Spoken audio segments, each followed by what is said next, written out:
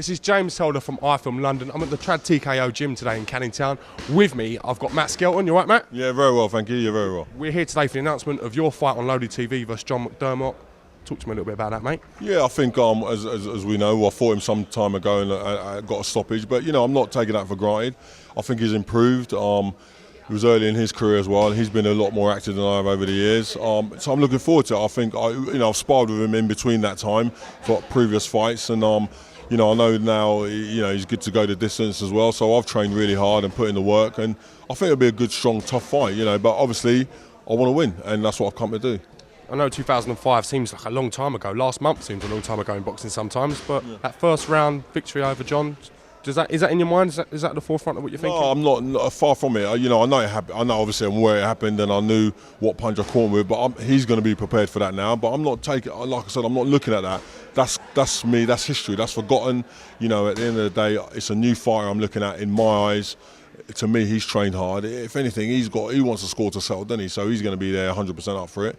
And so I've got to make sure I'm on my game, and you know, just hopefully it's a good tough fight. And no matter if it goes 2 rounds, 3 rounds, or it goes a full distance, I'm fully prepared. We've done a lot of work in the gym, me and my trainer Mark. You look very slim. You look slimmer than when I saw you against David Price in Liverpool. Yeah, See it in your face. Yeah, what it is, I know it sounds silly, but what it is, we put in the work, and sometimes we up the work, and my weight drops off, and that. You know, we have a few days rest before the fight, and I'll probably put on a few pounds in fluid. But at the minute, I feel good.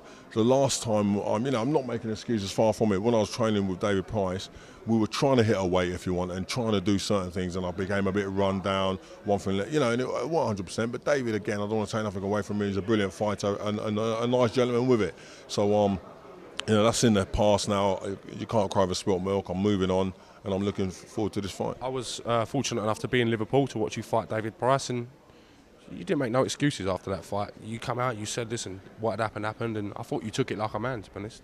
Yeah, I mean, I was a bit peeved, if you want. I think my trainer threw it was a bit eager with the throwing in the towel, but such is life, you know. But do you think maybe he was trying to save you for another day, Matt? Like, in terms of, if you've lost that fight, you've lost that fight. What's the point of getting you half battered to death, you know? Yeah, absolutely. You know, and I worked with him for many years, and you know, he knows me, and if he thought, you know, looking back, it was a shot. It winded me. It wasn't a rib shot or nothing like that. I didn't come away. You know, I went back to the changing room. I hadn't hardly broke a sweat, really, but such is life. You know, he done what he thought was the best, and that's the sign of a good trainer, to try and protect his fighter. It's all right leaving a fighter in there and he's taking shots left, right and centre, and at the end of his career he can't string a sentence together, and I don't want that, and my trainer doesn't want that for me, so I commend him on that. And we're not, you know, we're still friends. He just happens he's not worked with me on this fight because he's got other commitments, and I'm working with Mark Freeman, who's brilliant and brings a lot to the table. Was that your last fight, wasn't he? Yeah, he doesn't really like the cameras so much, Mark, does he? No, he doesn't like the camera. You'd find that a bit amusing, as he's such a handsome chap now. But realistically, he's not in it for that. He's in it just, he loves the sport. He's always been into his fitness. He's always been into his training, and he's a great motivator. You know, I defy anyone to say he can't motivate someone for a fight. You know, not just with me, with other people who come to the gym who have weight issues, he just motivates you. He makes you feel 110%. And at this time in my career, that's what I need. I need someone to put me on there and keep me believing, self-belief, and just keep pushing forward. A lot of people make a big deal about your age. To me, I don't really see it as an issue. Like, you've come into the game late. You might not have had the amateur experience some of these guys had, but you've come from a fighting background, a martial arts background.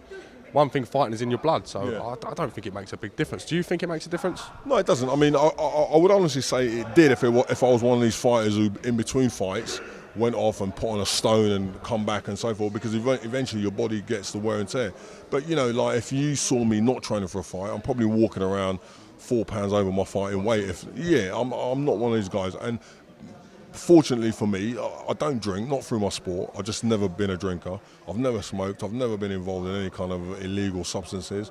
I've just always enjoyed my sport, and yeah, and regardless whether I've got a fight coming up or not, I guarantee I'm in the gym probably minimum 4 times a week, doing some sort of cardiovascular work, just ticking over. The thing with Mark, when we've not got nothing coming up, we still do our circuits.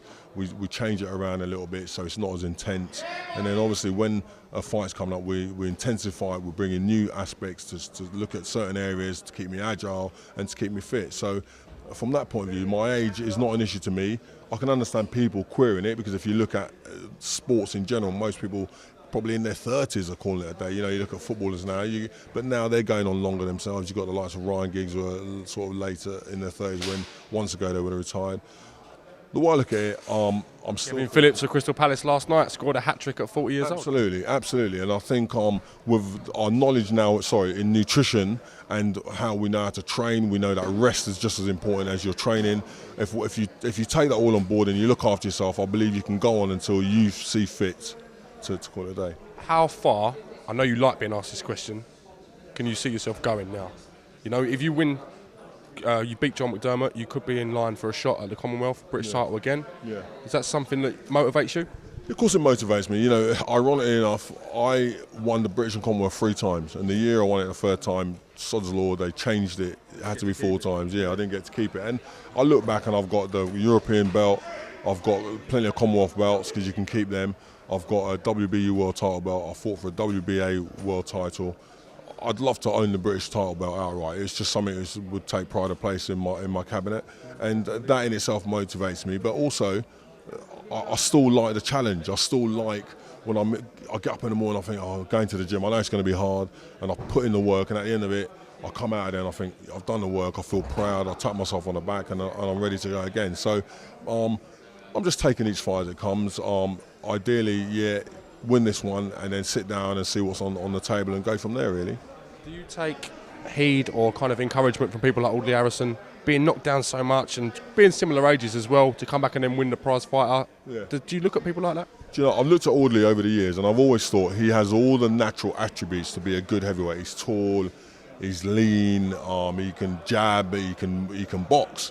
And I don't know what's missing sometimes, whether it's his self-belief or over self-belief, or whether he thinks... I wouldn't say he's lacking self-belief, to be fair. No, whether it's a case of he thinks this fight's a walk in the park and he doesn't put the effort in for that fight, or he doesn't take each fight as serious as the next. I don't understand it, but it's almost like he loses, then the next fight he wins it because he knows he needs to win it to be back in the mix. And if he could have that all the time, he'd be a force to be reckoned with. But I think, yeah, Audley Harrison, fair play, you know, he has his critics over the years, but it's easy for people to throw stones when they're the ones stepping between the ropes, and I take my hat off to him. I don't know him that well on a personal basis. I've met him on a number of occasions. I take my hat off to him. He keeps getting up and he keeps coming forward, and so long as he wants to do it and believes he can do it, let him carry on.